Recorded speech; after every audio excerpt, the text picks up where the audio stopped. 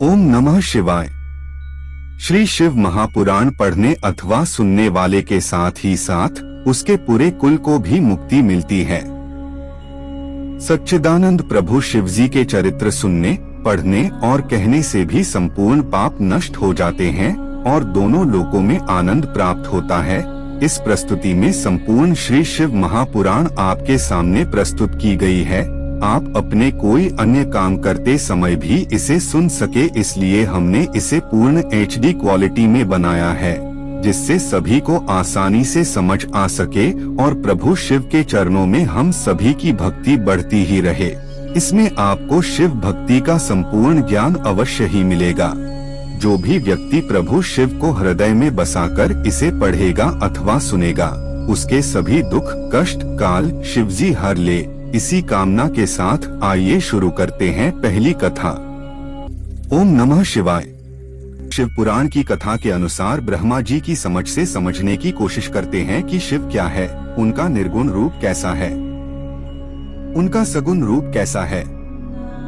दोस्तों, होता ये है कि एक बार नारद जी ब्रह्मा जी से प्रश्न करते हैं कि हे पिता, मैं अब भी शिव जी की भक्ति से अनजान ही हूँ। वे सगुण और साथ ही निर्गुण रूप में भी किस प्रकार स्थित रहते हैं, वे आरंभ मध्य और अंत में भी किस प्रकार रहते हैं। आप उनके बारे में जो कुछ जानते हैं कृपया उन पर प्रकाश डालें, जिससे मुझे और आपको भी प्रसन्नता मिले। ये सुन ब्रह्मा जी प्रेम मग्न हो गए और उनकी आंखों से आंसू निकलने लगे। उन्हें तन मन स्त्री पुत्र घर आदि किसी का भी कुछ ध्यान न रहा। कुछ देर बाद जब वह पुनः सचेत हुए, शिव शिव कहते तथा शिव जी का ध्यान करते हुए हंसकर बोले, हे नारद, तुम्हें बहुत धन्यवाद है। तुमने मेरे संपूर्ण कुल को मुक्त कर दिया है, क्योंकि तुम्हारे हृदय में भगवान सदाशिव की भक्ति उत्पन्न हुई है। हे पुत्र, मैं सर्वप्रथम अपनी बुद्धि के अनुसार शिवजी के निर्गुण चरित्र का वर्णन करूंगा, उसके बाद उनके सगुण महिमा को कहूंगा। तुम्हें यह जान लेना चाहिए कि जिस समय सृष्टि का कहीं चिन्ह भी नहीं था, उस समय भगवान सदाशिव ही निर्गुण रूप से सर्वव्याप्त सच्चिदानंद स्वरूप एकमात्र पार ब्रह्मा थे। वे भगवान शिव ही सत्य एवं परमानंद रूप है। वे मन तथा वचन के स्वामी है और नाम रूप से हीन है। वे ना तो किसी के वशीभूत देखने में आते हैं और ना ही कोई उनका आदि अंत ही जानता है। वे किसी के वशीभूत ना होकर संपूर्ण सृष्टि के स्वामी बने हुए हैं। वे ही मनुष्यों के कर्मों के साक्षी है तथा सर्वव्यापक होते हुए भी सबसे भिन्न रहते हैं। हे नारद, योगी लोग उनका भजन करते हैं, परंतु उनके आदि और अंत को नहीं जान पाते। वे निर्गुण स्वरूप वाले प्रभु बिना कान के ही सब कुछ सुन लेते हैं, बिना आँख के ही देख लेते हैं, बिना मुख के ही संपूर्ण पदार्थों का भोजन करते हैं, बिना जिह्वा के संपूर्ण विद्या को पढ़ते हैं। जिन स्वामी की ऐसी विचित्र महिमा है, उनकी स्तुति भला किस प्रकार की जा सकती है। इन निर्गुण स्वरूप भगवान सदाशिव ने अपने मन में जब यह इच्छा की कि हम एक से अनेक हो जाएं, उस समय वे सगुण स्वरूप हो गए। उनके सगुण और निर्गुण रूप में कोई अंतर नहीं है। उन्होंने ही विष्णु ब्रह्मा को उत्पन्न किया और वे ही संपूर्ण प्राणियों में प्रतिष्ठित विराट स्वरूप है। ब्रह्मा जी बोले, हे नारद, अब तुम उन त्रिशूलपाणी भगवान शिव के उस सगुण स्वरूप का वर्णन सुनो, जिसका स्मरण करने से ही संपूर्ण पाप नष्ट हो जाते हैं। अपने सगुण स्वरूप में वे मस्तक पर जटाजूट और गंगा जी को धारण करते हैं। उनके भाल पर चंद्रमा की कला और धनुषाकार त्रिपुंड विराजमान है। वे कानों में कुंडल पहने हैं और सूर्य, चंद्रमा तथा अग्नि समान 3 लाल नेत्रों को धारण किए हुए हैं। उनका प्रभात कालीन सूर्य के समान पहला मुख पूर्व दिशा और दूसरा मुख दक्षिण दिशा की ओर रहता है। उनके नीले कंठ में 3 लकीरें हैं। उस कंठ में विराजित हलाहल की श्यामता भक्तों के मन को यूं ही हर लेती है। वे अपने गले में मुंडों की माला धारण किए रहते हैं और हाथ में त्रिशूल लिए रहते हैं। ऐसे संपूर्ण कलाधारी शिव जी के पवित्र स्वरूप के स्मरण करने मात्र से ही संपूर्ण दुख दूर होते हैं और परमानंद प्राप्त होता है। ओम नमः शिवाय। दुनिया का आरंभ और अंत दोनों ही शिव जी द्वारा हुआ है। शिव पुराण के अनुसार जब शिव जी को एक से अनेक होने की इच्छा हुई, तभी इस सृष्टि की रचना हुई। शिव जी ने सबसे पहले उनकी अर्धांगिनी जगत जननी माँ जगदम्बा अर्थात शक्ति को प्रगटा। उसके बाद उन्हीं भगवान सदाशिव ने ब्रह्मा विष्णु की उत्पत्ति की। दोस्तों, आपको बता दें कि संपूर्ण शिव पुराण आपको इसी चैनल शिव ही सत्य पर मिल जाएगी। और इसी शिव पुराण की कथा अनुसार आज इस वीडियो में जानेंगे कि कैसे शिव जी ने ब्रह्मा और विष्णु जी को जन्म दिया। दोस्तों, महाशक्ति उमा को प्रकट करने के बाद उनके मन में आया कि कोई रचनात्मक कार्य किया जाए। तब उन्होंने भगवती उमा से कहा, हे प्रिय, हमें एक ऐसा मनुष्य उत्पन्न करना चाहिए जो सब विद्याओं में पारंगत हो और जिसके ऊपर हम संपूर्ण संसार का भार छोड़ सके।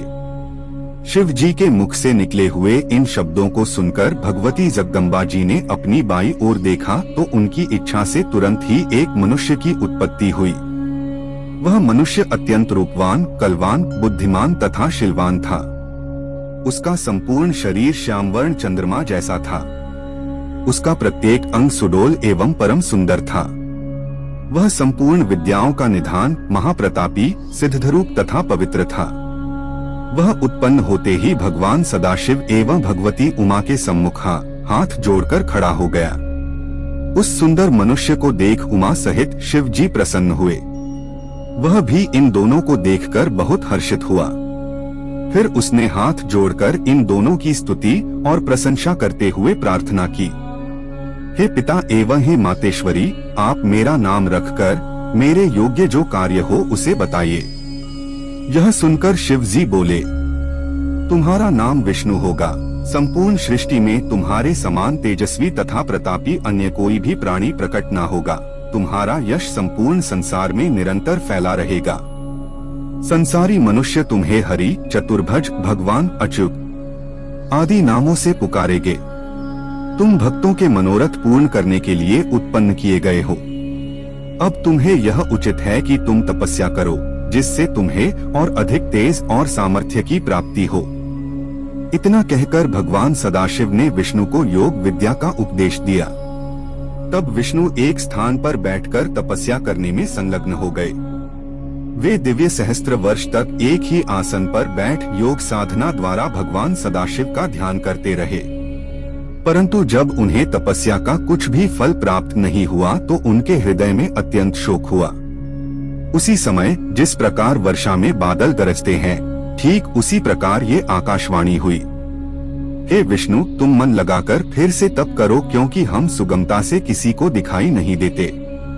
उस आकाशवाणी को सुनकर उन्होंने पुनः अत्यंत कठिन तप करना प्रारंभ कर दिया, जिससे उनके पवित्र शरीर से इतना पसीना निकला कि एक नदी बह चली। उस अवस्था में बैठे हुए जब विष्णु मूर्छित हो गए तब उनका नाम तीनों लोकों में हर नारायण प्रसिद्ध हुआ।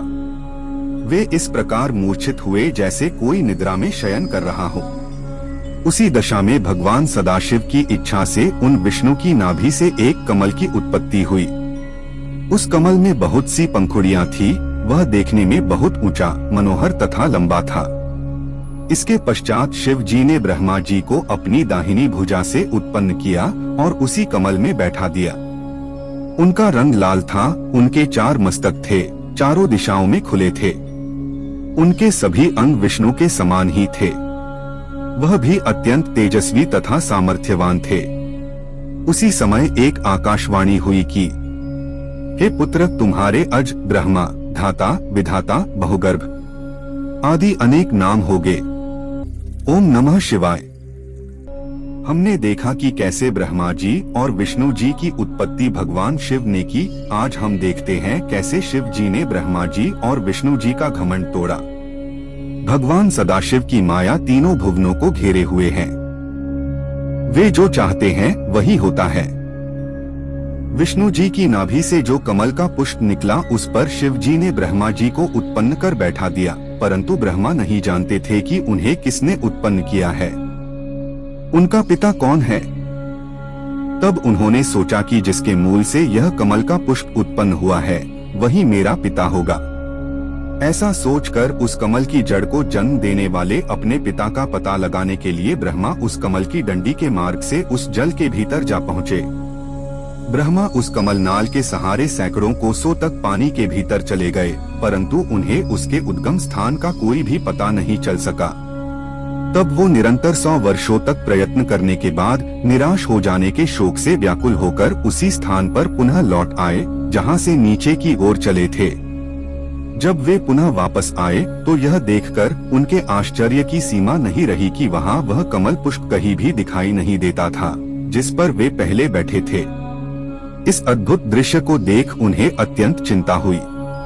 तब उन्होंने इस संपूर्ण सृष्टि के स्वामी से अपनी रक्षा करने की प्रार्थना की। उस समय उन्हें चिंता युक्त देखकर आकाशवाणी हुई, जिसके द्वारा 2 अक्षर प्रकट हुए। उन अक्षरों के सहारे 16 और 21 अक्षरों का और ज्ञान हुआ, जिनसे वो बहुत सी बातों को जान सके। ठीक उसी समय भगवान सदाशिव की इच्छा से उस जल में अचेत होकर पड़े हुए विष्णु सचेत होकर ब्रह्मा जी के समीप आए। इस बात में कोई संदेह नहीं करना चाहिए कि जो भगवान शिव चाहते हैं वही होता है। विष्णु जी को देख ब्रह्मा जी ने उनसे पूछा, आप कौन हैं? विष्णु जी ने उत्तर दिया, हे ब्रह्मा, हम अलख निरंजन हरि हैं। हम तुम्हारे पिता हैं, हमारे ही नाभिकमल द्वारा तुम्हारी उत्पत्ति हुई है। अब तुम निर्भय हो जाओ, क्योंकि हम तुम्हारे रक्षक हैं। हमारे ऊपर हमारे समान अथवा हमसे उत्तम अन्य कोई नहीं। हम ही सबके स्वामी हैं। विष्णु जी ने यह बात अज्ञान अवस्था में ही कही थी कि हम ही उत्तम हैं और हम ही सबके स्वामी हैं, क्योंकि उस समय वे शिवजी की माया से अचेत थे। भला इस संसार में ऐसा कौन है जिसे शिव जी की माया भुलावे में नहीं देती? विष्णु जी के मुख से यह वचन सुनकर ब्रह्मा को अत्यंत क्रोध आया। तब उन्होंने कहा, तुम ऐसी बातें ना करो और कैवल्य भाव का निश्चय रखो। यदि तुम हमें उत्पन्न करने वाले हो तो वेद हमें ब्रह्मा, पितामह, विधाता आदि नामों से नहीं पुकारते।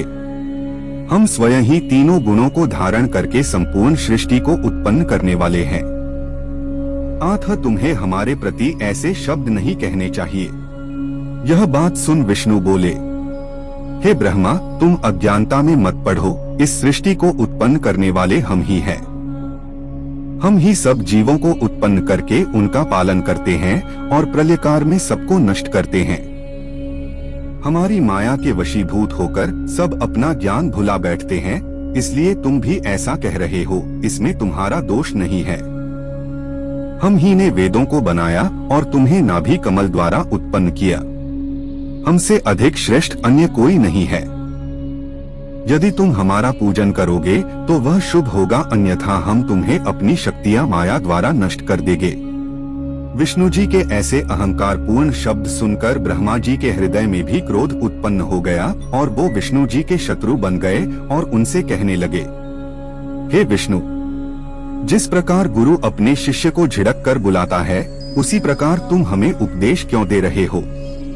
इस प्रकार विष्णु जी और ब्रह्मा जी आपस में युद्ध करने लगे। शिव जी की माया से मोहित होकर उन दोनों ने बहुत समय तक खूब युद्ध किया, क्योंकि वह दोनों ही खुद को ही सृष्टि का स्वामी समझते थे। उस समय उन दोनों को परस्पर लड़ता देख प्रलयकालीन प्रज्वलित शिव जी अचानक ही उस स्थान पर प्रकट हो गए। उनके उस परम तेजस्वी स्वरूप को देख उन दोनों ने युद्ध बंद कर दिया। उस समय विष्णु जी ने अत्यंत भयभीत हो ब्रह्मा जी से कहा, हे ब्रह्मा, यह तेज यहाँ कहाँ से आ पहुँचा? अब हम दोनों को उचित है कि हम इस तेज के आदि और अंत को देखाए। हम दोनों में से हो भी इसके आदि और अंत को देख लेगा, वही इस सृष्टि का स्वामी और सबसे बड़ा माना जाएगा। हमें तो यह तेज आदि और अंत से रहित जान पड़ता है। अच्छा, तुम इस तेज के ऊपर की ओर जाओ और हम नीचे की ओर जाते हैं। यह बात ब्रह्मा जी ने मान ली। तब वे दोनों अहंकारी उस तेज का आदि अंत जानने के लिए एक दूसरे से भिन्न दिशाओं में चल दिए।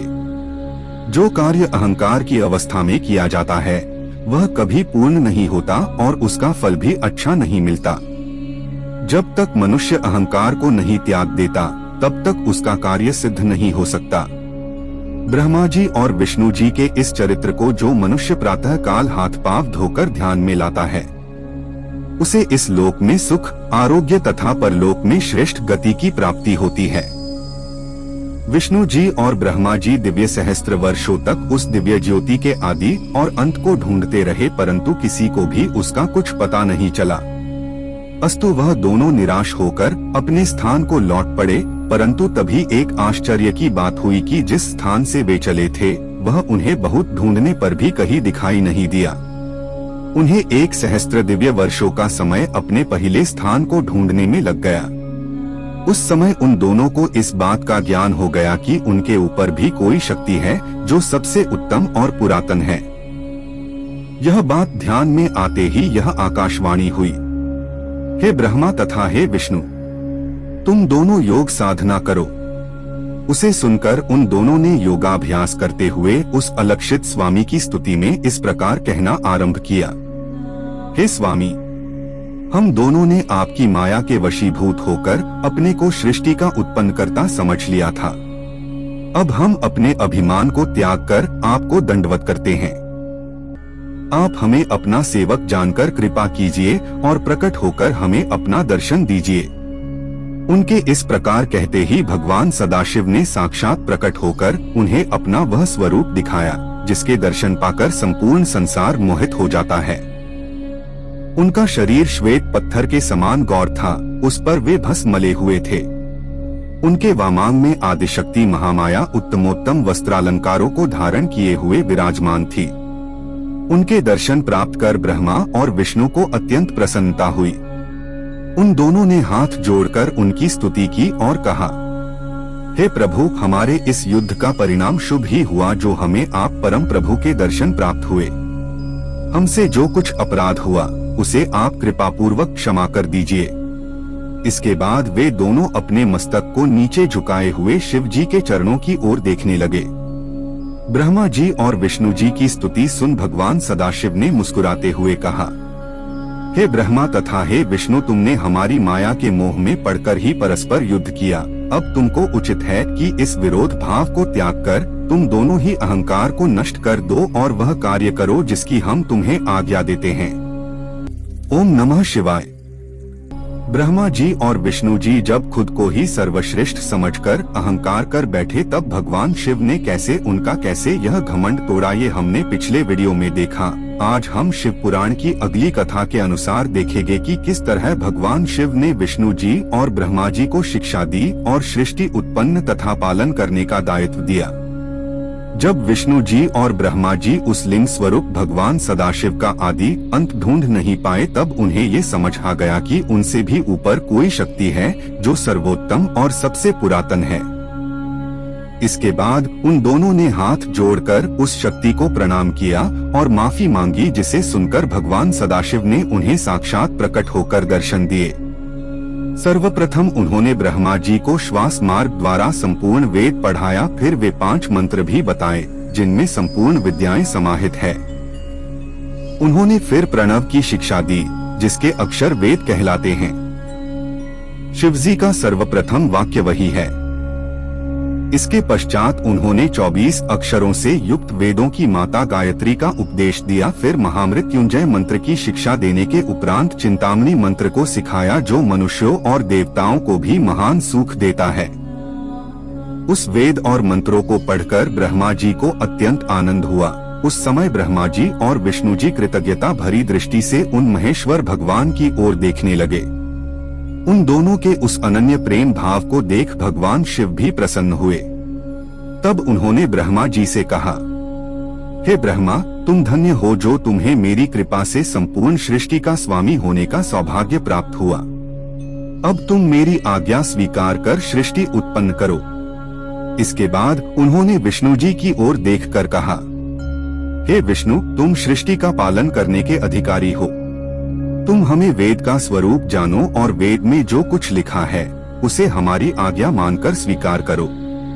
भगवान शिव की आज्ञा सुनकर ब्रह्मा जी और विष्णु जी ने उनसे प्रार्थना करते हुए कहा, हे प्रभु, हमें आपकी आज्ञा स्वीकार है, परंतु हम यह चाहते हैं कि आप स्वयं भी कोई अवतार ग्रहण कर हमारी सहायता करते रहे।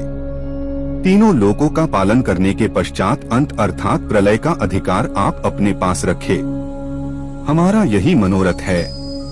इतना कहकर वे दोनों मौन हो गए।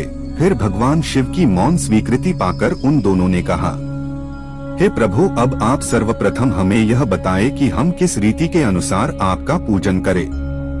यह सुनकर शिव जी ने उत्तर दिया, हे ब्रह्मा तथा विष्णु, हमें संसार में तुमसे अधिक प्रिय अन्य कोई ना होगा।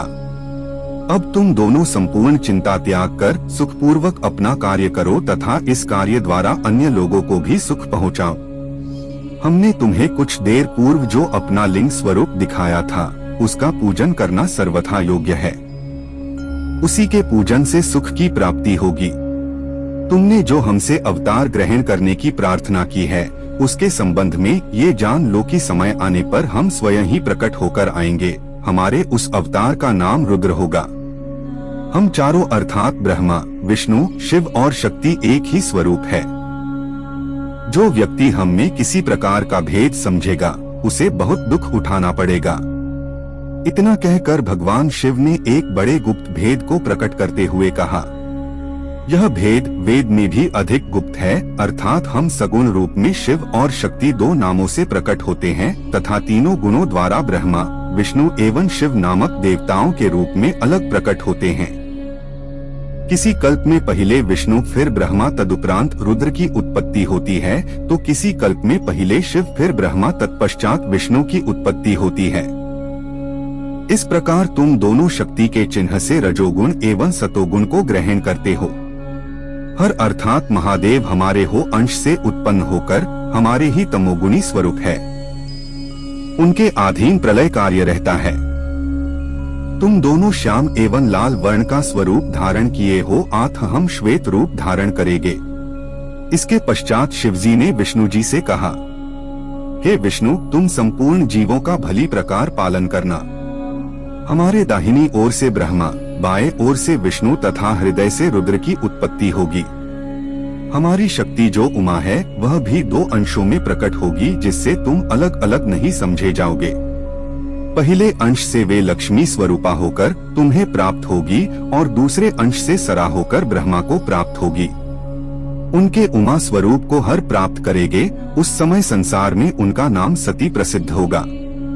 इस प्रकार ब्रह्मा, विष्णु तथा हर तीनों अपनी शक्तियों के साथ रहकर वेदों का पूजन करेंगे। ब्रह्मा का एक दिन सहस्त्र चतुर्युगी का होगा। इस प्रकार की 100 वर्ष की आयु ब्रह्मा की होगी। ब्रह्मा की संपूर्ण आयु का समय हर का एक दिन होगा। ऐसा एक दिन व्यतीत हो जाने पर हमारा सगुण स्वरूप निर्गुण होकर प्रलय कर देगा। इतना कहकर भगवान शिव ने ब्रह्मा और विष्णु के मस्तक पर अपने दोनों हाथ रखे और इस प्रकार शिक्षा देकर अंतर्धान हो गए।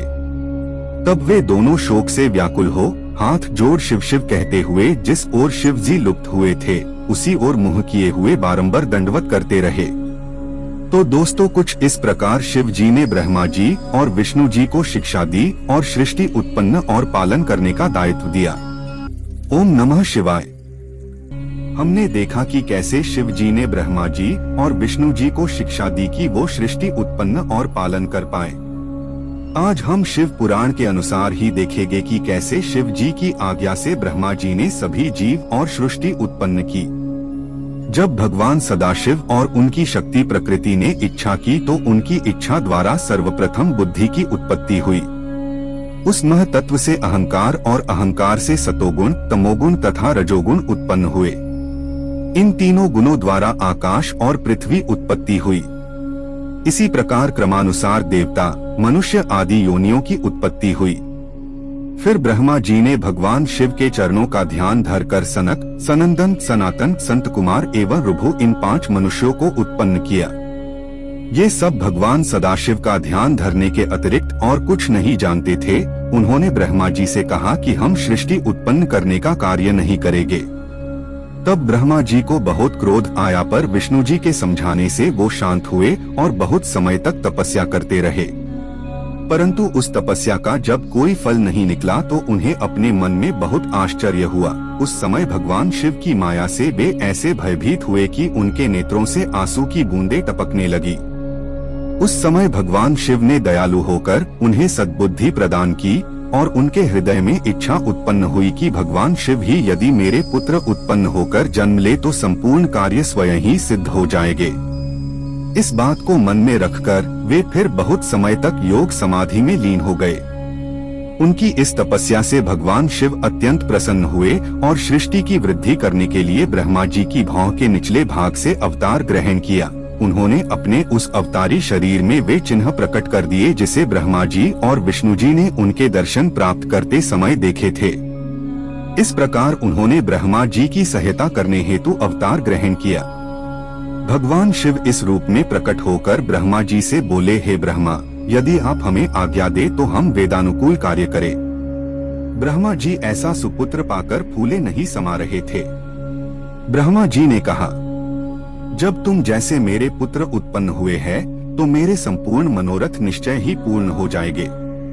मैं वेद के अनुसार तुम्हारे जो 11 नाम है उन्हें बताता हूँ। मन्युनु, महर्निश, महान, शिव, कृतुध्वज, उग्रेरता, भव, काल, वामदेव तथा धृतव्रत।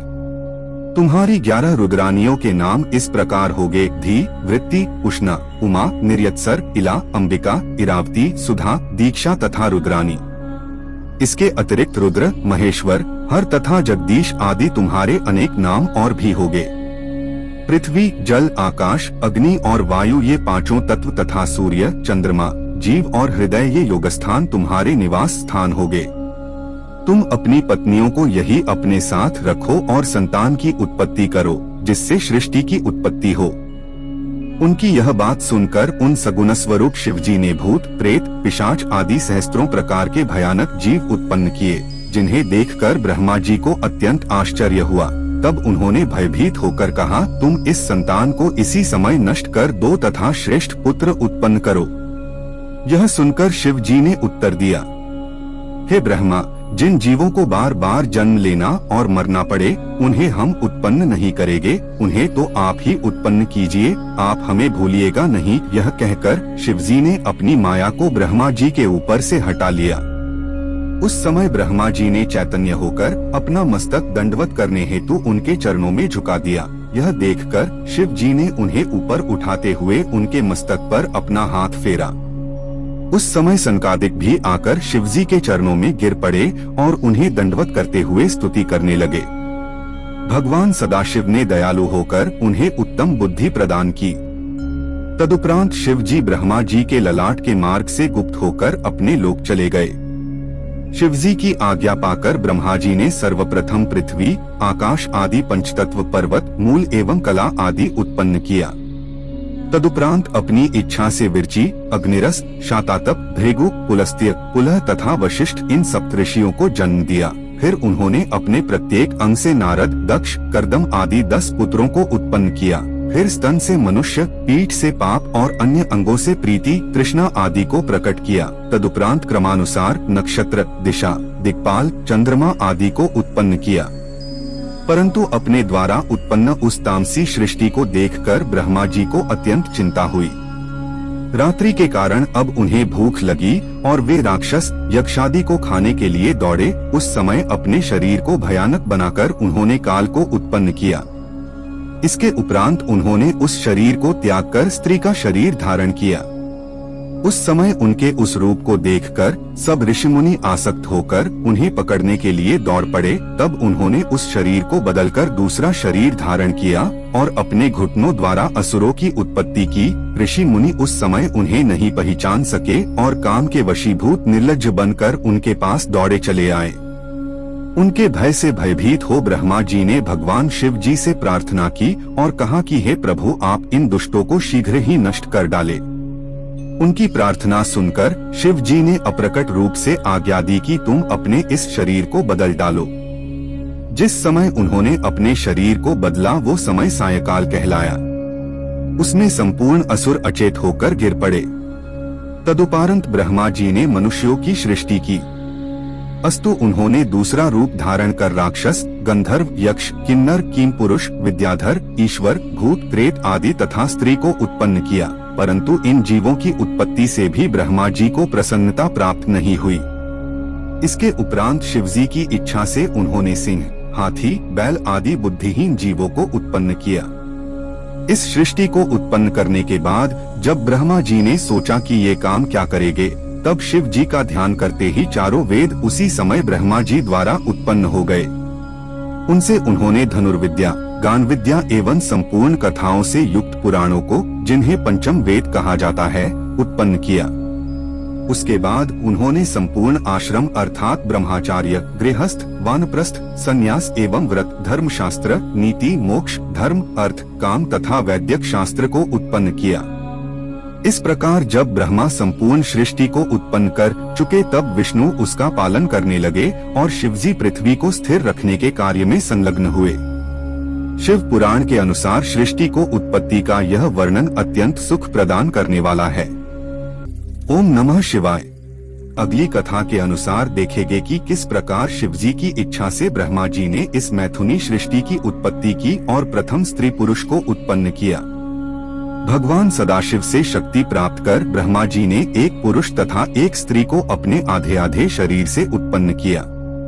उस पुरुष का नाम स्वयंभू मनु तथा स्त्री का नाम शत्रुपा हुआ। शत्रुपा ने तपस्या द्वारा मनु को पति रूप में प्राप्त किया। फिर वे दोनों ब्रह्म जी के पास आकर बोले, हे पिता, आप हमें कुछ आज्ञा दीजिए। तब ब्रह्मा जी ने अत्यंत प्रसन्न होकर उन्हें आज्ञा दी कि तुम सर्वप्रथम भगवान सदाशिव का पूजन करो, तदुपरांत उनसे आज्ञा पाकर सृष्टि उत्पन्न करने का कार्य करो। ब्रह्मा जी की आज्ञा स्वीकार कर उन्होंने ऐसी तपस्या की कि भगवान शिव ने प्रसन्न होकर उन्हें अपने दर्शन दिए और वरदान मांगने कहा। उस समय मनु ने उनकी स्तुति करते हुए कहा, हे प्रभु, अपने मन की इच्छा को आपके सामने प्रकट करना मूर्खता होगी, अतः आप हमारे लिए जो उचित समझे वह करे। यह सुनकर शिव जी प्रसन्न होकर बोले, हे मनु, तुम सृष्टि को उत्पन्न करो। उस सृष्टि कार्य में तुम्हें कोई कष्ट न होगा। तुम्हें 3 प्रकार के ऋण चुकाने होंगे, जिन्हें देव ऋण, पितृ ऋण, ऋषि ऋण कहते हैं। इन तीनों ऋणों से छूटने का उपाय विद्या पढ़ना, संतान उत्पन्न करना तथा यज्ञ करना है। इतना कहकर भगवान सदाशिव अंतर्धान हो गए। भगवान सदाशिव से इस प्रकार वरदान पाकर वे दोनों ब्रह्मा जी के पास आए और उन्हें सब वृतांत कह सुनाया। उसे सुनकर ब्रह्म जी ने भी उनसे कहा, तुम दोनों संतान की उत्पत्ति करो। ब्रह्मा जी की आज्ञा पाकर वे दोनों सृष्टि उत्पन्न करने लगे। सर्वप्रथम उन्होंने 2 पुत्र तथा 3 पुत्रियों को उत्पन्न किया। उनमें से एक पुत्र प्रियव्रत नाम से प्रसिद्ध हुआ। उसने गृहस्थ आश्रम में प्रवेश कर श्रेष्ठ धर्म का पालन किया। उसकी संतान भी अत्यंत शीलवान हुई। आगे चलकर उसी वंश में भगवान श्री कृष्ण ने अवतार लिया। मनु के दूसरे पुत्र का नाम उत्तानपाद था। उसके वंश में ध्रुव के समान योगी भक्त का जन्म हुआ। मनु की पहली पुत्री का नाम अनुमति था। उसका विवाह ब्रह्मा जी के पुत्र रुचि नामक मुनि के साथ हुआ। उनके द्वारा यज्ञ और दीक्षा नामक 2 संतानों की उत्पत्ति हुई।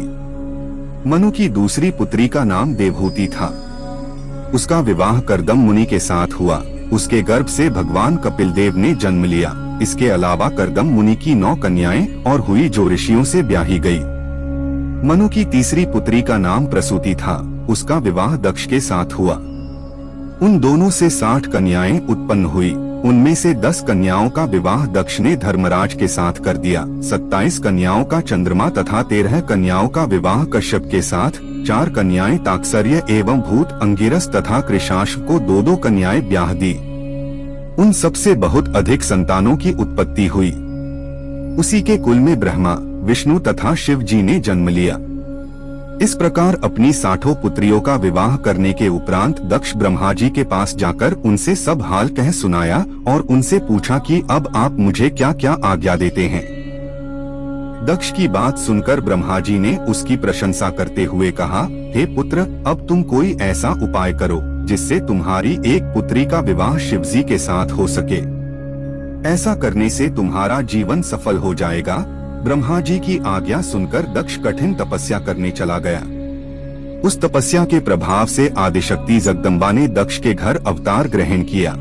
ओम नमः शिवाय। जानेंगे कि कहाँ रहते हैं ब्रह्मा, विष्णु, महेश, माँ जगदम्बे और अन्य देवी देवता तथा कैसे हैं उनके लोक। ब्रह्मा जी के लोक का नाम है सत्यलोक। इसके ऊपर विष्णु जी तथा शिव जी का लोक है, जिन्हें वेद तथा पुराण परमधाम कहकर पुकारते हैं। सत्यलोक के ऊपर है वैकुंठ लोक, जहाँ विष्णु जी रहते हैं। वह 16 करोड़ योजन की परिधि में चौकोर बसा हुआ है। उसमें रत्नों से भरे हुए स्वर्ण मंदिर, बाग, उपवन तथा कुएं आदि सर्वत्र सुशोभित है। इसको स्वर्गलोक भी कहा जाता है। स्वर्गलोक से भी ऊपर है स्वामी कार्तिकेय लोक। वह 64 योजन की परिधि में चौकोर बसा हुआ है। उस लोक में सभी घर रत्नों से भरे हुए हैं। उस लोक के स्वामी कार्तिकेय है, जिन्होंने तरकासुर का वध कर देवताओं को आनंद प्रदान किया था। वे भगवान शिव के पुत्र होकर उन्हीं के पद पे विराजमान हैं। उसके ऊपर है शक्तिलोक है। वहाँ संपूर्ण सृष्टि की माता जगदम्बा निवास करती है। वहाँ इंद्र आदि देवता जगमाता की सेवा करते हुए उनके चरणों का ध्यान धरते रहते हैं। हमें यह जान लेना चाहिए कि इस सृष्टि के संपूर्ण प्राणी उन आदिशक्ति की कृपा से ही ठहरे हुए हैं। वे जगदम्बा भगवान शिव की अर्धांगिनी है। उन्हीं के अंश से ब्रह्मा जी की पत्नी ब्रह्माणी, विष्णु जी की अर्धांगिनी लक्ष्मी जी एवं स्वाहा, स्वधा, सिद्धा, विश्वा तथा इंद्राणी की उत्पत्ति हुई है। वह शक्तिलोक भली भांति सजा हुआ है। शक्तिलोक के ऊपर शिवलोक है। वहाँ किसी को चिंता और मोह नहीं व्यापते। जिस स्थान के ऊपर भगवान सदाशिव का सिंहासन है, वह स्थान परम मनोहर है। शिवजी के बैठने का सिंहासन रत्नों से जड़ा हुआ है। उसके पास ही शिवजी तथा भगवती आदिशक्ति के अनेक निवास एवं विहार स्थल बने हुए हैं। इस शिवलोक का विस्तार 256 करोड़ योजन है। इस लोक की बीचों बीच अत्यंत सुंदर, पवित्र तथा सब प्रकार की चिंताओं को नष्ट करने वाला भूत भावन का मुख्य निवास स्थल बना हुआ है। उन त्रिशूल पाणी शिवजी द्वारा ही ब्रह्मा, विष्णु तथा रुद्र की उत्पत्ति हुई है। वे ही सबके स्वामी, स्वाधीन तथा एक रूप है। उसी शिवलोक में शिवजी की श्रेष्ठ गौशाला बनी हुई है, जिसे गौलोक कहकर पुकारा जाता है। उसके स्वामी श्री कृष्ण तथा राधिका जी हैं। जहाँ भी शिव जी निवास करते हैं, उसके पास एक गौलोक अवश्य ही होता है। ओम नमः शिवाय। एक पापी, जुआरी तथा चोर पर कैसे शिवजी ने दया की और उसे राजा बना दिया, और उसने कैसे शिवलोक प्राप्त किया तथा शिवरात्रि शिवजी को कितनी प्रिय है, ये जानेंगे हम आज की शिव पुराण की कथा में। पापनाशिनी गंगा के तट पर पापों को हरने वाला कपिल मुनि का पवित्र आश्रम था। उसी स्थान पर यज्ञदत्त नाम के एक ब्राह्मण का जन्म हुआ। यज्ञदत्त यज्ञशास्त्र में बहुत ही योग्य था। उसको वहाँ के राजा ने बहुत सा धन दिया। वह वाग्मी, शुद्ध हृदय, शीलवान, वेदों में निपुण, परम उपकारी, उदार तथा शिव जी का परम भक्त था। उसकी स्त्री अत्यंत पवित्र, पतिव्रता, गृह कार्य में निपुण तथा अच्छे कार्यों को करने वाली थी। कुछ समय पश्चात उसके एक पुत्र उत्पन्न हुआ। उसका नाम उन्होंने गुणनिधि रखा। गुणनिधि ने थोड़े ही दिन में अनेक विद्याएं सीख ली, परंतु कुछ दिनों के पश्चात वह कुल की रीति छोड़कर बुरी रीति पर चलने लगा। उसने बुरे मनुष्यों की संगति की। उसी के फलस्वरूप उसकी बुद्धि भ्रष्ट हो गई, क्योंकि अच्छे बुरे कर्मों पर संगति का प्रभाव अवश्य पड़ता है। गुणनिधि उस अज्ञान अवस्था में बुरे लोगों के संपर्क में आया जाया करता था। धीरे धीरे उसके सब धर्म नष्ट होने लगे। वह वेदों के विपरीत कर्म करने लगा। वह बड़ा छली तथा जुआरी हो गया। उसकी माता उसको नित्य भले उपदेश दिया करती, परंतु वह अपने पिता के निकट कभी भी न जाता। जिस समय उसकी माता गृह कार्य में संलग्न रहती, वह घर की चीजें चुरा कर ले जाता। एक बार उसके पिता ने पूछा, गुणनिधि कहाँ है? तब माता ने उत्तर दिया कि वह स्नान, पूजन तथा भोजन आदि से निवृत्त होकर अपने मित्रों के साथ पाठशाला चला गया है। इस प्रकार उसकी माता ने उसके पिता से उसके अवगुणों को छुपाया। जब भी गुणनिधि का पिता अपनी पत्नी से पुत्र के विषय में पूछता, वह इसी प्रकार टाल दिया करती थी। इस प्रकार यज्ञदत्त अपने पुत्र के अवगुणों को न जान सका। जब उसकी अवस्था 16 वर्ष की हुई, तब उसका विवाह कर दिया गया। पत्नी भी पतिव्रता, शीलवती एवं सर्वगुण संपन्न मिली, फिर भी वह अपनी कुसंगति एवं दुष्कर्मों को न त्याग सका। उसकी माता सदैव सदुपदेश देती तथा भिन्न भिन्न प्रकार की कथाओं द्वारा उत्तमोत्तम दृष्टांत देती हुई कहती है, गुणनिधि, तुम ही हमारे एकमात्र पुत्र हो, इसलिए इन दुष्कर्मों को त्याग दो। तुम्हारे पिता अत्यंत क्रोधी प्रकृति के हैं। वह अभी तुम्हारे अवगुणों को नहीं जानते हैं, क्योंकि मैंने बहुत पूछने पर भी उन्हें नहीं बताया है। इसलिए तुम अभी तक उनसे निर्भय हो। यदि किसी दिन उन्हें इन कर्मों का पता चल गया तो वे मुझे और तुम्हें दोनों को दंड देंगे। इससे उत्तम है कि उन्हें पता लगने से पहले ही तुम कुसंगति को त्याग कर सत्कर्म करो। हे पुत्र, तुम्हारी पत्नी बुद्धमती, महारूपवती तथा उच्च कुल की है। उसी प्रकार तुम भी गुणवान तथा ऊंचे कुल के हो। ऐसी पत्नी के साथ सुख से अपना जीवन व्यतीत करो। अपनी स्त्री का त्याग करना महापाप है। तुम पिता के धर्म पर चलो नहीं तो सारा संसार तुमको बुरी दृष्टि से देखेगा।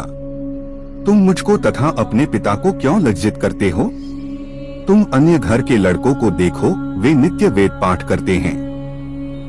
जब यहाँ के राजा को तुम्हारे अवगुणों के विषय में ज्ञात होगा तो वह तुम्हारे पिता से अप्रसन्न होकर उनका मासिक शुल्क देना बंद कर देगा।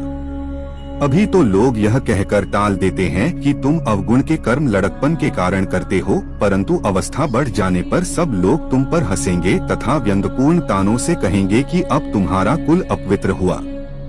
वे तुम्हारे पिता की निंदा करेंगे और इन्हीं सब कारणों से तुम्हारे पिता नरकगामी होंगे। सब लोग इसका दोषी मुझ ही को ठहराएंगे। वे कहेंगे कि इसी ने पाप कर्म से गर्भधारण कर ऐसा पुत्र उत्पन्न किया है, क्योंकि तुम्हारे पिता निष्पाप है। वे वेद एवं धर्मशास्त्र के ज्ञाता है।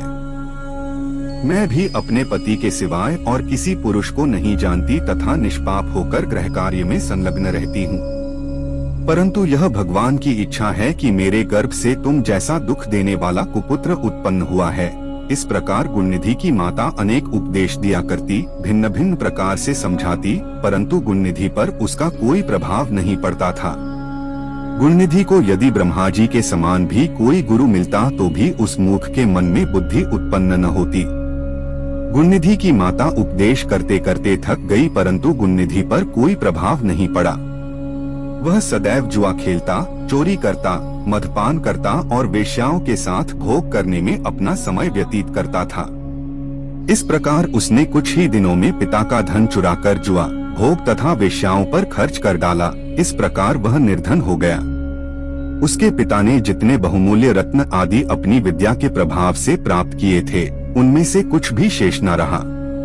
तब एक दिन गुणनिधि ने अपनी माता को पूरी तरह निद्रा में लिप्त देखकर उसके हाथ में से अंगूठी उतार ली और उसको जुआरियों के साथ दांव पर लगा दिया। जुआरियों ने उस अंगूठी को भी जीत लिया। एक दिन उसके पिता ने यज्ञदत्त ने उस अंगूठी को एक जुआरी के पास देखकर पहचान लिया। उन्होंने उस पुरुष को एकांत में ले जाकर पूछा कि तुमने यह अंगूठी कहाँ से प्राप्त की है? उस जुआरी ने उत्तर दिया, यह अंगूठी तथा इसी प्रकार की अनेक अंगूठियां मेरे पिता के घर में हैं। जान पड़ता है पराया धन देखकर तुम ललचाते हो। भला तुमने ऐसी चतुराई किससे सीखी है? तब यज्ञदत्त ने क्रोधित होकर उससे कहा, अब तुम हंसी छोड़कर तथा छल आदि को त्याग कर इस अंगूठी के विषय में सत्य बता दो कि तुमने कहाँ से प्राप्त की है। मैंने इसे राजा से प्राप्त किया है, आखिर तुम इसे नहीं ले सकते। इस प्रकार जब उन्होंने दृढ़ता से जुआरी से पूछा तो उसने सब सत्य बात उनको बता दी और कहा, तुम मुझको क्यों डराते हो? मैंने कोई चोरी नहीं की है। यही क्या और भी वस्तुएं मैंने तुम्हारे लड़के से जुए में जीती है। अनेक रत्न, सोने चांदी के आभूषण, पीतल तांबे आदि के बर्तन जो तुम्हारे घर में थे, हम लोगों ने वे सब तुम्हारे लड़के से जीत लिए हैं। वह केवल जुआ ही नहीं खेलता, अपितु चोरी तथा वैश्यागमन भी करता है। जुआरी के ऐसे वचन सुनकर यज्ञदत्त को बहुत आश्चर्य हुआ। वे कपड़े से अपना मुंह लपेटे शोक से रुदन करते हुए अपने घर आए तथा स्त्री से बोले, गुणनिधि कहाँ है तथा मेरी अंगूठी कहाँ है? उनकी स्त्री ने ये सुनकर भयभीत हो बड़ी चतुराई से उत्तर दिया, इस समय मैं अनेक कार्यों में व्यस्त हूँ, तुम्हारा भी यह पूजन का समय है। मुझे तुम्हारे प्रेमी अतिथियों का भोजन बनाना है। मैंने तुम्हारी अंगूठी को किसी स्थान पर रख दिया है, परंतु इस समय स्मरण नहीं है। यज्ञदत्त यह सुन क्रोधित होकर बोले, हे कपूत की माँ, मैंने जिस दिन भी तुमसे यह पूछा कि गुणनिधि कहाँ है, तभी तुमने उत्तर दिया कि वह अपने साथियों सहित विद्या ग्रहण के लिए पाठशाला गया है, और अगर अंगूठी नहीं मिलती तो अन्य वस्तुएं लाकर मुझे दिखा। अब तुम पुत्र मोह त्याग दो, क्योंकि कुपुत्र किसी को सुख नहीं पहुंचा सकता। अब मेरी इच्छा बिना पुत्र के रहने की है। मुझे ऐसी संतान की आवश्यकता नहीं है। अब तुमको यही उचित है कि हाथ ने कुश एवं जल लेकर लड़के के नाम तिलांजलि छोड़ो। जब तक मैं यह न कर लूंगा तब तक भोजन ग्रहण न करूंगा।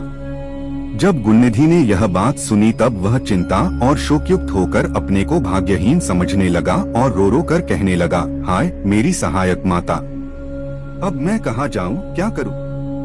मुझे धिक्कार है। यह कहता हुआ अपने पिता के भय से भयभीत हो रोता हुआ घर से भाग गया। वह कुछ समय में ही मार्ग के परिश्रम से थककर तथा शोक सागर में डूबकर हाय हाय करता हुआ रुदन करने लगा। रोते रोते वह कहता है, मेरी माता, अब मैं कहाँ जाऊँ और क्या करूँ? मैं विद्या से हीन हूँ जो इस समय में लाभदायक होती। मैंने धन संग्रह भी तो नहीं किया जिससे विद्वान और बुद्धिमान लोग सुख से जीवन व्यतीत करते हैं। गुणनिधि इस प्रकार रुदन करते हुए अचेत होकर पृथ्वी पे गिर पड़ा। कुछ समय पश्चात जब वह सचेत हुआ पुनः इसी चिंता में डूबा हुआ था कि इतने में एक शिव भक्त शिवजी की पूजा के लिए उधर से निकला। उसके पास पूजन के लिए अनेक प्रकार की सामग्री तथा शिवजी के लिए विविध प्रकार के नैवेद्य थे। उसके साथ कुछ अन्य शिव भक्त भी थे। उस दिन शिवरात्रि थी जिसमें मनुष्य व्रत करके मुक्ति प्राप्त करते हैं। यह शिवरात्रि सब व्रतों में श्रेष्ठ, अत्यंत सुखदायक, स्वयं शिवजी को अति प्रिय है। मूर्ख भी इस व्रत को करके अपने मनोरथ सिद्ध कर चुके हैं। ऐसे परम शिवरात्रि व्रत को रखे हुए वे मनुष्य शिवालय में चले गए। जो पुरुष अनेक प्रकार के नैवेद्य एवं व्यंजन अपने साथ लाया था उसकी सुगंध पाकर गुणनिधि जो बहुत भूखा था विचार करने लगा कि रात्रि के समय जब ये लोग सो जाएंगे उस समय मैं यह भोजन वहां से उठा लूंगा। अपने मन में यह विचार कर गुणनिधि उनके साथ चल दिया तथा शिवालय के ऊपर जा ठहर गया। शिव भक्त ने सच्चे हृदय से शिवजी की पूजा की, फिर वह नृत्य करने लगे। गुणनिधि ऊपर से देखता रहा और सोचने लगा, इनकी दृष्टि क्षीण हो जाए तो मैं अपना काम कर लूं। कुछ समय पश्चात वे लोग सो गए। तब उन्हें निद्रावस्था में देखकर गुणनिधि शीघ्र ही शिवालय में जाकर धीरे धीरे दबे पाव नैवेद्य के पास जा पहुंचा। अंधेरा होने के कारण उसने प्रकाश के निमित्त धीरे से अपना वस्त्र फाड़कर बत्ती बनाई और उसको जलाया और उसके प्रकाश में सब व्यंजन उठा लिए तथा उन्हें लेकर वहां से वह प्रसन्नता पूर्वक शीघ्र ही बाहर निकल गया। परंतु चलते समय उसका एक पैर लेटे हुए किसी शिव भक्त को लग गया, जिससे वह उसी क्षण उठकर चिल्लाया तथा कहने लगा कि यह कौन चोर भागा जाता है, इसे पकड़ो। नगर के रक्षक उस आवाज को सुनकर वहां आ गए तथा गुणनिधि को लक्ष्य कर बाण छोड़ दिया, जिससे आहत हो गुणनिधि पृथ्वी पर गिर पड़ा। क्षण भर में वही उसकी मृत्यु भी हो गई। अस्तु तब यमदूत वहां पहुंचकर भयंकर अस्त्र गुणनिधि को दिखाकर उसे पापी जानकर बांधने लगे। परंतु उसी समय शिवजी ने अपने गणों से कहा, यद्यपि गुणनिधि ने अनेक पाप किए हैं परंतु वह शिवरात्रि का व्रत रखकर न तो रात्रि भर सोया है और न उसने हमारा निर्माल्य ही खाया है। इस समय यमदूत उसे बांध रहे हैं, अतः मेरा आदेश है कि तुम यमदूतों से गुणनिधि को मुक्त करके मेरे लोक ले आओ, क्योंकि मैंने उसे अपना लिया है।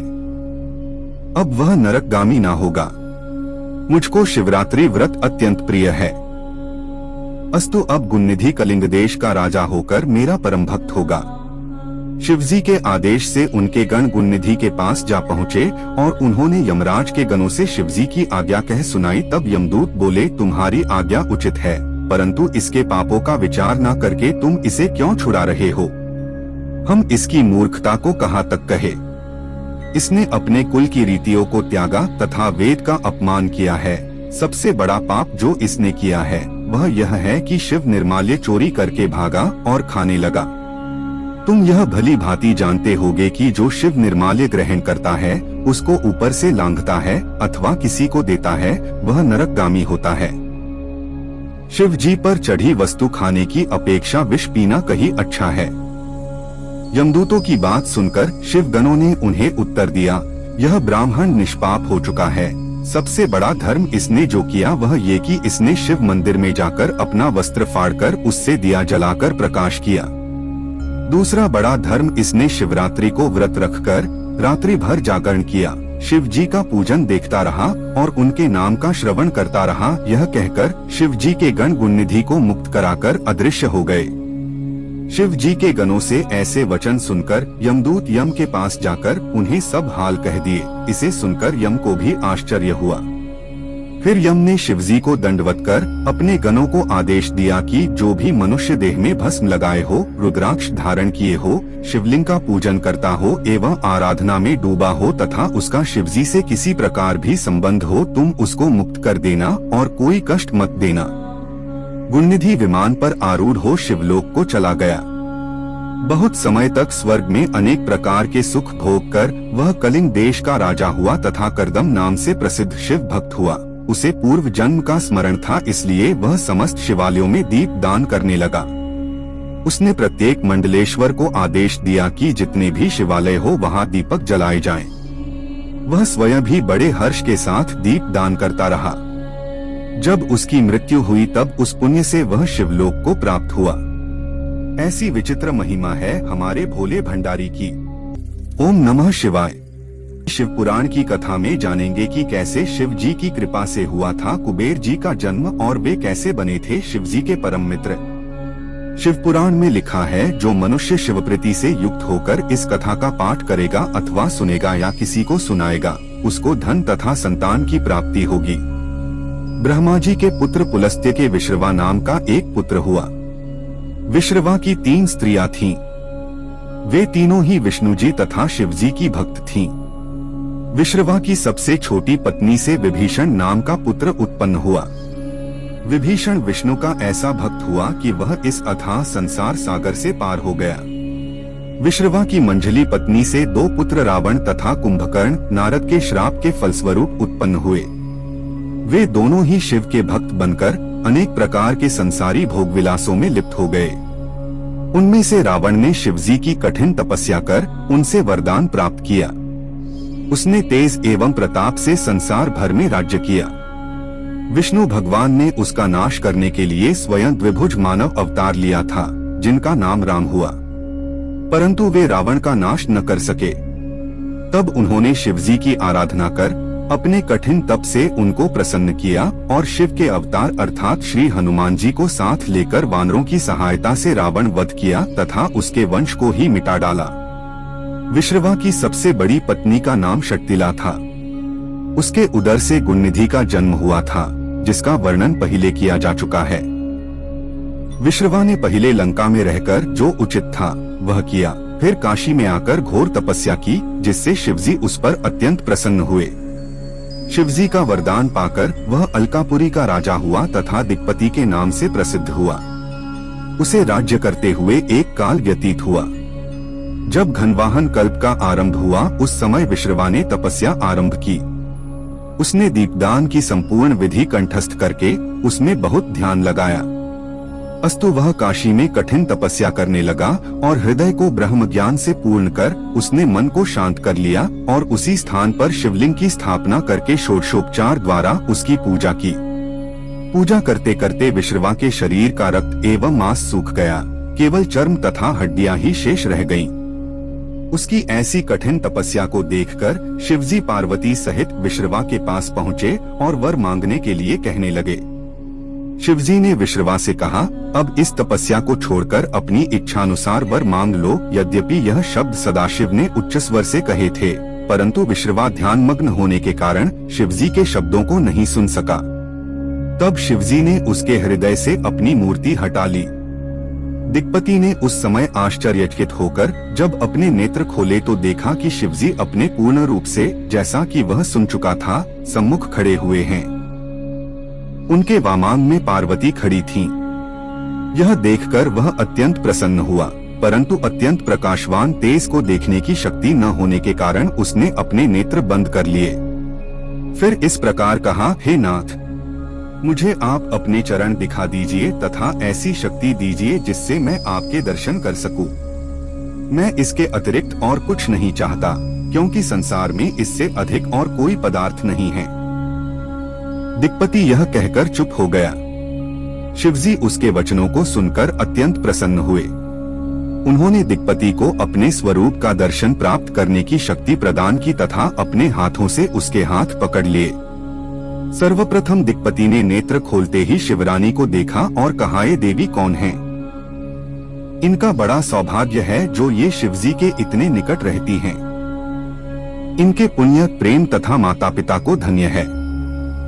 उसने यह बात बारंबार कही तथा शिवरानी को प्रत्यक्ष कुदृष्टि से देखा। इससे उसकी आंखें तुरंत फूट गईं। उस समय देवी ने क्रोधित होकर कहा, यह तपस्वी कुदृष्टि रखने वाला है, इसी से इसे कष्ट मिला है। यह ऐसे व्यंग्य वचन कहकर मुझे अपनी स्त्री के समान देखता है। शिवरानी बोली, हे शिव, यह आपका कैसा भक्त है? यह वचन सुनकर शिवजी हंसते हुए बोले, हे देवी, इसने छल का त्याग कर ऐसा तप किया है जो प्रत्यक्ष है। तुमको मेरे साथ देखकर तुम्हारे भाग्य को अपने से अधिक जानकर इसने सराहना की है। यह कुदृष्टि से नहीं देखता। इसके पश्चात शिवजी दिक्पति से बोले, तुम्हारी जो इच्छा हो मांग लो। हमारे आशीर्वाद से तुम समस्त निधियों एवं संपूर्ण राजाओं के स्वामी होगे। तुम्हारे अधीन विद्याधर, यक्ष तथा किन्नर रहेंगे। तुम्हारी जो गुप्त इच्छा है हम उसे भी जानते हैं। अस्तु, हम मित्र होकर तुम्हारे ही निकट रहेंगे, अर्थात कैलाश पर्वत पर निवास कर तुमसे अत्यंत प्रेम रखेंगे और तुम्हारी हर कठिनाई को दूर करते रहेंगे। अब तुम शिवरानी के चरणों पर गिरकर इनसे क्षमा मांगो, क्योंकि ये तुम्हारी माता हैं। इस प्रकार ये प्रसन्न होकर अपना क्रोध शांत कर लेंगी। शिवजी की आज्ञा सुनकर विश्रवा शिवरानी के चरणों पर गिर पड़ा। तब शिवजी शिवरानी से बोले, हे देवी, यह तुम्हारा परम भक्त है। तुम इसके ऊपर कृपा करो और इसको अपना सेवक समझो। शिवजी की ऐसी बातें सुनकर शिवरानी ने अपना क्रोध शांत कर लिया तथा दिक्पाल से कहा, अब तुम हमारे पुत्र हुए, इसलिए तुम्हारे मन में शिवजी की भक्ति सदैव बनी रहेगी। तुमको शिवजी ने जो वरदान दिया है वह सत्य है। तुम मेरे स्वरूप की इच्छा करके अपने मन में मेरा भय नहीं लाए, इससे तुम्हारा नाम कुबेर होगा। तुमने जिस शिवलिंग की स्थापना की है वह सिद्धि प्रदान करने वाला होकर तुम्हारे ही नाम से प्रसिद्ध होगा। वह संपूर्ण पापों को नष्ट करके मुक्ति देगा। जो कुबेरेश्वर महादेव के दर्शन करेगा वह थोड़ी सी भक्ति में भी तपस्या का फल प्राप्त कर लेगा। यह कुबेरेश्वर महादेव विश्वेश्वर के दाहिने ओर हैं, जिनकी पूजा करके लोग अत्यंत आनंद प्राप्त करते हैं। शिव और शिवरानी दिक्पति को यह वर देकर तथा यह कहकर कि हमारे आने की प्रतीक्षा करना अंतर्धान हो गए। दिक्पति भी अपने घर को लौट आया। शिवजी की कृपा से उसने बहुत धन प्राप्त किया। फिर वह अलकापुरी का राजा होकर तथा शिवमित्र उपनाम पाकर शिव का कोषाध्यक्ष हुआ। तब से वह सदैव शिव की भक्ति में संलग्न रहता है। अलकापुरी इतनी सुंदर है जिसको देखकर मनुष्य का मन मोहित हो जाता है। तीनों लोकों में शिव के समान दयालु कोई नहीं है। दिक्पति को वरदान देकर जब शिवजी अंतर्धान हो गए तब उन्होंने मन में सोचा कि हमने दिक्पति को अपना मित्र बनाया है, सो अब किस प्रकार उसके यहाँ जाकर मनुष्य की भलाई के लिए कोई उपाय करें। हमने पहले भी यह विचार किया था कि अब हम कुबेर के मित्र होकर उसके पास निवास करेंगे। हमारा मुख्य स्वरूप तो परब्रह्म रूप है, इसलिए उस स्वरूप तथा इस स्वरूप में जो हम अब उसके यहाँ धारण करके जाएंगे कोई अंतर नहीं होगा। जो व्यक्ति इनमें अंतर्याद्वैत भाव समझेगा वह दुहक प्राप्त करेगा। ब्रह्मा विष्णु आदि द्वारा जो स्वरूप पूजा जाता है उसी रूप एवं नाम से हम वहाँ वास कर कुबेर के साथ मित्रता स्थापित करेंगे। शिवरानी ने अब तक अवतार नहीं लिया है, अकेले हमने अवतार लिया है, इसलिए अब पहले अकेले हम ही कठिन तप करके वहाँ निवास करते हुए भक्तों को मुक्त तथा कुमार्गियों को नष्ट करेंगे। कुछ समय पश्चात शक्ति भी अवतरित होंगी तथा संसार की रीति के अनुसार वे हमारी पत्नी होंगी। तब उस दशा में हम गृहस्थ होकर अनेक प्रकार के भोग विहार भी करेंगे। ऐसा विचार कर शिवजी ने आगे चलने का प्रयत्न कर अपना डमरू बजा दिया। उसके शब्द से तीनों लोग पूरित हो गए। तब सब लोग उसी शब्द की ओर चल दिए। विष्णु गरुड़ पर तथा ब्रह्मा हंस पर चढ़ चले। संकादिक मुनि, सिद्ध, देवता, वेद, धर्मशास्त्र, पुराण, नारद, अन्य मुनि तथा सर्पों के यूथप उस शब्द को लक्ष्य करके चल दिए। शिव के गण प्रथम भी उसी ओर चले। सब लोग परस्पर यह कह रहे थे कि क्या कारण है जो आज डमरू बजाया गया है, आज किसके भाग्य उदय हुए। हमारा भी सौभाग्य है कि हम शिवजी के शुभ चरणों के दर्शन प्राप्त करेंगे। सब लोग इसी प्रकार की बातें करते हुए शिवजी के पास जा पहुँचे और उन्हें दंडवत प्रणाम करने के पश्चात हाथ जोड़कर स्तुति करने लगे। शिवजी ने अत्यंत प्रसन्न हो विष्णु का हाथ पकड़कर उन्हें अपनी बाईं ओर बैठा लिया तथा दाहिनी ओर ब्रह्मा को स्थान दिया। उन्होंने हाथ के संकेत से सूर्य का आदर किया तथा उन मुनियों को जो अमर हैं देखकर अत्यंत प्रसन्नता व्यक्त की। शिवगण शिवजी की इच्छा समझकर स्वयं ही अपने अपने स्थान पर बैठ गए। इस प्रकार वहां बहुत से लोग एकत्र हो गए तथा उत्सव का आयोजन हुआ। फिर शिवजी ने कुबेर का मनोरथ पूरा करने के लिए कैलाश जाने का उद्योग किया। उस समय सब देवता तथा गण भी उनके साथ चलने की इच्छा से उठ खड़े हुए। उस समय चारों ओर से जय जयकार का शब्द होने लगा। तदुपरांत शिवजी अपने बैल पर सवार हो गए। उनके दाहिने तथा बाएं ओर ब्रह्मा तथा विष्णु हंस एवं गरुड़ पर चढ़कर साथ साथ चले। इंद्र ऐरावत हाथी पर चढ़े थे तथा समस्त देवता एवं मुनि अपने अपने वाहनों पर बैठकर चल रहे थे। सबके हृदय में शिव की मूर्ति स्थिर थी। प्रत्येक व्यक्ति अत्यंत हर्ष में भरकर अपने अपने वाहन पर चला जा रहा था। शिवजी बहुत धीरे धीरे चलते थे जिससे कि किसी को कष्ट न हो। जिस जिस देश में शिवजी आते थे वहां अन्न को भेंट दी जाती थी। इसी प्रकार चलते चलते शिवजी अलकापुरी के निकट जा पहुँचे तथा निधिनाथ कुबेर की विनती मानकर वहीं वास करने लगे। अलकापुरी के अधिपति निधिनाथ कुबेर ने शिवजी की पूजा की। यही बात हर व्यक्ति के लिए उचित है कि जो कोई अपने घर आवे उसका सत्कार करे तथा वेद शास्त्र को जानकर अच्छे कर्मों से संसार में प्रसिद्धि प्राप्त करे। फिर शिवजी ने सिंहासन पर विराजमान हो तुरंत ही विश्वकर्मा को कैलाश पर्वत को अत्यंत सुंदर बनाने का आदेश दिया। उन्होंने आज्ञा दी कि प्रत्येक गण तथा सुर मुनि लोगों के लिए भी सुंदर सुंदर मंदिरों की स्थापना की जाए। विश्वकर्मा शिवजी का यह आदेश सुनकर अत्यंत प्रसन्न हो कैलाश पर्वत पर मंदिरों को बनाने में प्रवृत्त हुए। उन्होंने एक बहुत सुंदर तथा विचित्र स्थल का निर्माण किया। बीच में एक मुख्य स्थान शिवजी के लिए निर्मित किया गया। इसके पश्चात उसने शिवजी से आकर प्रार्थना की कि मंदिर बनकर तैयार है, अब और जो कुछ आज्ञा हो उसका पालन करूं। यह सुनकर शिवजी अत्यंत प्रसन्न हुए। तब सबकी यह इच्छा हुई कि शिवजी कैलाश को चलें तो अत्यंत उत्तम हो। अंतर्यामी शिवजी अपने भक्तों के मन की इच्छा समझ गए तथा अपने चरण कमलों से कैलाश पर्वत को सुशोभित किया। तब निधिपति कुबेर ने सबकी ओर से प्रार्थना की कि हे स्वामी, सबकी प्रबल आकांक्षा है कि आपका अभिषेक एवं पूजन किया जाए। हम आपको सिंहासन पर बिठाकर पूजा करें जिसमें हमारा मनोरथ सफल हो। शिवजी ने प्रसन्न होकर यह बात स्वीकार कर ली। तब सब लोग आनंद से तैयारी में लगे।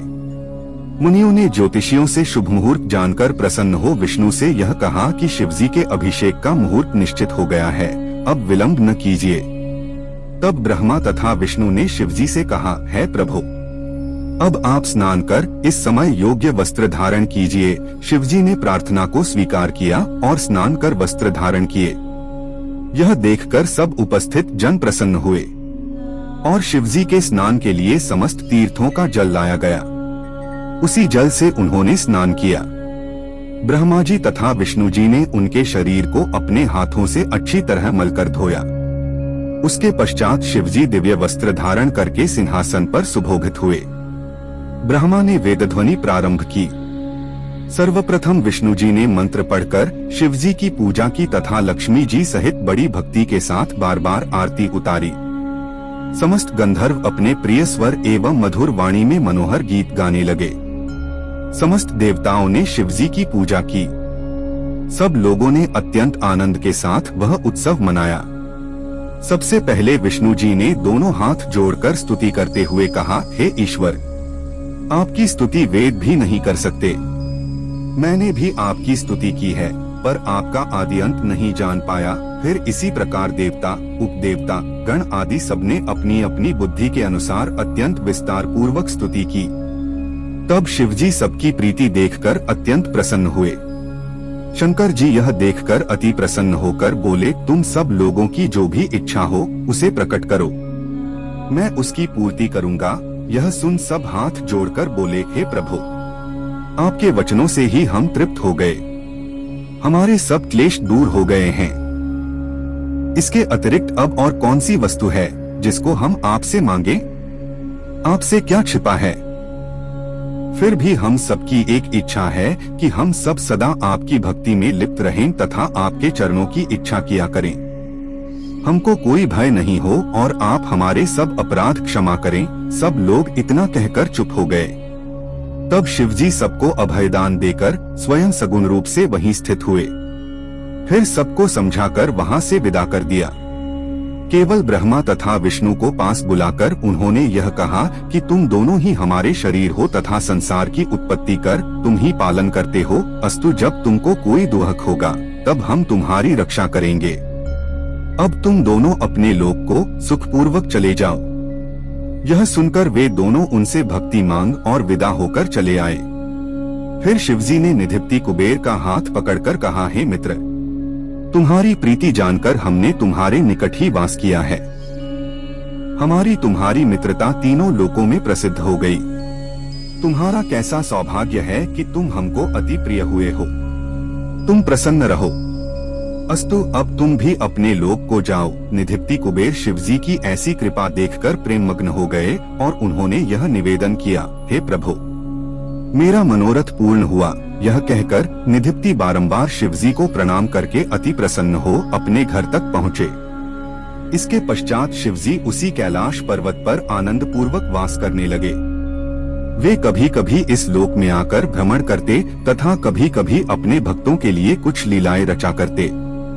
फिर उमा ने अवतार लिया और वे दक्ष के घर उत्पन्न हुई। दक्ष ने उमा का विवाह शिवजी के साथ कर दिया। शिवजी उमा के साथ भक्तों के हित के लिए लीलाएं करने लगे।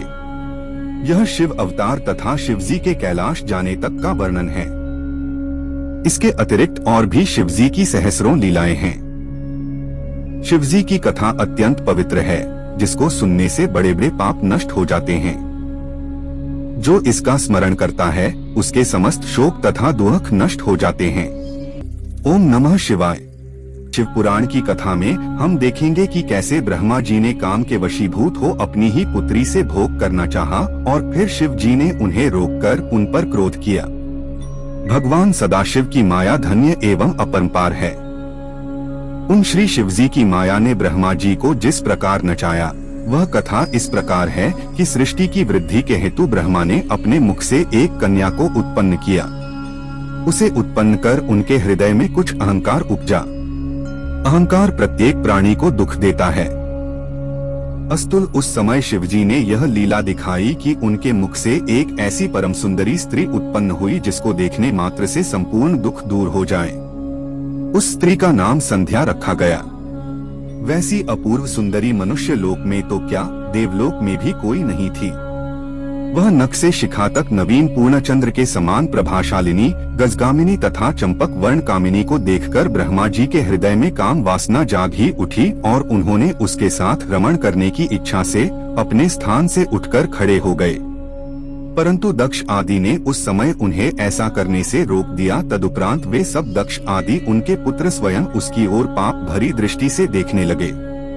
जिस समय ब्रह्मा अपने मन में उस स्त्री के प्रति अनेक प्रकार के विचार कर रहे थे, उसी समय अचानक ही एक अत्यंत सुंदर पुरुष भी वहीं उत्पन्न हो गया। वह उनके सामने आकर खड़ा हो गया और उनसे इस प्रकार कहने लगा कि हे पिता, आप मुझे मेरा नाम और काम बता दें। आप मुझे जहाँ रहने की आज्ञा देंगे मैं वहीं रहूंगा। अस्तु, आप कृपा करके मेरी इस इच्छा को पूर्ण करें। उस पुरुष की बात सुनकर ब्रह्मा जी को अत्यंत आश्चर्य हुआ। फिर कुछ देर विचार करने के बाद उन्होंने उससे कहा, हे पुत्र, तेरे उत्पन्न होते ही मेरा हृदय और शरीर के सब अंग कांप उठे थे। आज मैं तेरा नाम मनमथ रखता हूँ। इसके अतिरिक्त मनसिज, मदन, कामदेव आदि तेरे अनेक नाम होंगे। तू अपने इन 5 बाणों द्वारा तथा अपने सौंदर्य द्वारा सबको अपने वशीभूत कर लेगा। संपूर्ण सृष्टि का हृदय तेरे अधीन रहेगा। इस प्रकार उन्होंने अपने पुत्र को बहुत से अधिकार प्रदान किए। अपने कार्य को इस प्रकार संपन्न हुआ देखकर उनके हृदय में प्रसन्नता भर गई तथा आसन पर बैठे हुए अपने सभी पुत्रों को देख बहुत आनंद हुआ। उसे सभी ने बहुत आदर दिया और यह स्वीकार किया कि कामदेव का पद सबसे बड़ा होगा तथा इस घटना के उपरांत जबकि वे सभी लोग अपने मन में प्रसन्नता का अनुभव कर रहे थे, कामदेव ने अपने उस धनुष को सीधा किया जिसके पड़ते ही तीनों लोगों की बुद्धि भ्रष्ट हो जाती है। वह धनुष को चढ़ाए हुए ब्रह्मा के पास आकर खड़ा हो गया और मन में यह विचार करने लगा कि ब्रह्मा जी ने उसे जो वरदान दिया है उसकी परीक्षा करके देख ली जाए। अस्तु उसने ब्रह्मा जी की पुत्री संध्या को उनके समीप खड़े देखकर उनके ही ऊपर अपना मोहन नामक बाण चला दिया। तदुपरांत उसने उनके अन्य पुत्रों को भी अपने उस बाण द्वारा मूर्छित कर दिया। इस प्रकार वे सब उसके वशीभूत हो गए। जब उसने यह देखा कि संध्या के ऊपर उसके बाण का कोई प्रभाव नहीं पड़ा है तो उसने संध्या के हृदय पर भी एक ऐसा बाण मारा कि जिसके कारण वह भी कामदेव के वश में होकर चंचल और वक्र दृष्टि से सबकी ओर देखने लगी। वे सब लोग बुद्धि भ्रष्ट हो जाने के कारण उसे पकड़ने की इच्छा करने लगे, क्योंकि काम के वशीभूत हो जाने के कारण उन्हें किसी प्रकार के कुकर्म तथा पाप का विचार नहीं रहा था। ब्रह्मा जी को इस प्रकार मोहित देखकर धर्म के पुत्र सत्य को बहुत चिंता हुई। वह दोनों हाथ जोड़कर शिवजी के निकट जा पहुंचा और स्तुति प्रणाम करने के उपरांत उन्हें सब हाल कह सुनाया। उसकी प्रार्थना पर उन लोगों को विरुद्ध व्यवहार से बचाने के निमित्त भगवान शिव शीघ्र ही उन लोगों के बीच प्रकट हो गए। उन्हें देखकर ब्रह्मा तथा उनके पुत्र अत्यंत लज्जित हुए और कामदेव भी बहुत लज्जित हुआ। उस समय शिवजी ने ब्रह्मा की ओर क्रोधपूर्ण दृष्टि से देखते हुए कहा, हे ब्राह्मण, तुम ऐसे कुमार्गामी क्यों हो गए? तुमने श्रेष्ठ बुद्धि को भुलाकर अपनी पुत्री से भोग करना चाहा। तुम वेद पाठी होते हुए भी इस ज्ञान को भुला बैठे और लज्जा त्याग कर अधर्म कार्य की ओर प्रवृत्त हुए, यह उचित नहीं है। हमने संसार में बहुत से पापियों को देखा है, परंतु तीनों लोकों में ऐसा पाप करने वाला कोई नहीं देखा। इस प्रकार शिवजी ने ब्रह्मा की बहुत निंदा की। तदुपरांत वे उनके पुत्रों की ओर अत्यंत क्रोधपूर्ण दृष्टि से देखते हुए बोले, हे मरीचि आदि, तुम लोग ऐसे अधीर और कामी क्यों हो गए? तुम सब ब्रह्मा के पुत्र हो और तुमने वेद का अध्ययन किया है, फिर भी तुम इस प्रकार मोहित हुए, इसलिए तुम्हें सहस्रों बार धिक्कार है। भगवान सदाशिव के मुख से निकले हुए इन शब्दों को सुनकर ब्रह्मा तथा उनके पुत्र अत्यंत लज्जित हुए। उस समय सबको ऐसा खेद हुआ कि किसी के मुंह से कोई भी शब्द नहीं निकला। तदुपरांत ब्रह्मा ने अपनी इंद्रियों एवं वीर्य को मस्तक पर चढ़ाकर संध्या के प्रति जो आसक्ति हृदय में उत्पन्न हुई थी उसका त्याग कर दिया। भगवान सदाशिव के भय से ब्रह्मा पाप कर्म में प्रवृत्त होने से बच गए और उनके पुत्र भी उस निंदनीय कर्म से विमुख हो गए। उस समय भय के कारण ब्रह्मा जी के शरीर से जो पसीना टपका उससे 64 योगिनियां उत्पन्न हुई, जो संसार से विमुख होकर तपस्या के अतिरिक्त अन्य कोई कार्य नहीं करती हैं। तदुपरांत 86 पुत्र और उत्पन्न हुए। दक्ष प्रजापति के शरीर से पसीना निकलकर पृथ्वी पर गिरा, उससे एक स्त्री की उत्पत्ति हुई। अत्रि, मरीचि, पुलह, भृगु तथा नारद के शरीर से पसीना नहीं निकला। वशिष्ठ, विश्रवा, अंगिरस तथा क्रतु के शरीर से जो पसीना निकलकर पृथ्वी पर गिरा उससे संपूर्ण अंगों सहित पितरों की उत्पत्ति हुई, जो सबसे प्रतिष्ठा प्राप्त करने योग्य एवं प्रसन्नता प्राप्त कराने वाले हैं। उन्हें उसी समय वेद और धर्म शास्त्रों का ज्ञान हो गया। वे सब परम धार्मिक, धर्म का उपदेश करने वाले एवं संपूर्ण कार्यों को करने की क्षमता रखने वाले थे। क्रतु से सोमपा, वशिष्ठ से अहिर्बुधन, पुलस्त्य से आजयप तथा अंगिरस से बर्हिषद हुए। इस प्रकार पितर 4 प्रकार के हैं, पर वे 6 प्रकार के प्रसिद्ध हैं। तत्पश्चात ब्रह्मा जी की आज्ञा से संध्या ने उन पितरों द्वारा गर्भ धारण किया। इस प्रकार ब्रह्मा के धर्म की रक्षा करके भगवान सदाशिव अंतर्धान हो गए। उनके चले जाने के पश्चात ब्रह्मा अत्यंत क्रोधपूर्वक कामदेव की ओर देख उसे शाप देने की इच्छा प्रकट की। उस समय उनके सब पुत्रों ने उन्हें बहुत समझाया, परंतु उन्होंने माया के वशीभूत होकर उनकी बातों पर कोई ध्यान नहीं दिया। उस समय उन्होंने कामदेव से कहा, अरे मूर्ख, तूने यह क्या दुखदायीपन किया जो मेरे हृदय को ऐसा घोर पाप कर्म करने की ओर प्रवृत्त कर दिया? तूने अपने पिता की यह खूब सेवा की, अस्तु, तूने जैसा काम किया है वैसा ही अब तू फल भी प्राप्त करेगा। तेरे कारण शिवजी ने मेरी अत्यंत निंदा की है, अतः मैं तुझे यह शाप देता हूँ कि तू जलकर भस्म हो जाए। भगवान सदाशिव के नेत्रों की अग्नि में पड़कर तुझे अपना शरीर त्याग देना पड़े और तेरी उस दशा को देखकर मेरा हृदय शीतल हो। इस शाप को सुनकर कामदेव अत्यंत भयभीत हो थरथर कांपने लगा और इस प्रकार कहने लगा, हे पिता, आप संसार को उत्पन्न करने वाले तथा न्याय और अन्याय की स्थापना करने वाले हैं। मैंने आपका कोई अपराध नहीं किया है, फिर भी आपने मुझे यह शाप क्यों दे डाला? मैंने तो आपकी आज्ञा की केवल परीक्षा ही ली थी। मेरे भाग्य से आपने मेरे लिए अब जो नई आज्ञा दी है वह तो अवश्य पूरी होगी ही, परंतु आप कृपा करके मुझे ऐसा वरदान भी दीजिए जिससे मैं शिवजी की नेत्र ज्वाला में भस्म होने के उपरांत पुनः उत्पन्न हो सकूं। इस प्रकार कृपा करके मेरा दुख नष्ट कर दीजिए। कामदेव की यह प्रार्थना सुनकर ब्रह्मा को अत्यंत प्रसन्नता हुई। तब उन्होंने कहा, हे कामदेव, मैंने तेरे संबंध में जो कुछ कहा है वह तो निश्चित रूप से होगा ही, परंतु अब मैं तुझे यह वरदान देता हूँ कि तुझे भस्म करने के उपरांत कुछ दिनों बाद जब शिवजी अपना विवाह करेंगे उस समय तुझे यही शरीर पुनः प्राप्त हो जाएगा और शिवजी तेरे सहायक हो उठेंगे। इस बात को सुनकर सभा में फिर से नवीन आनंद भर गया। परंतु ब्रह्मा जी ने शिवजी की माया के अधीन होकर तथा अहंकार के वशीभूत होकर शिवजी के प्रति मन में वैर ला लिया।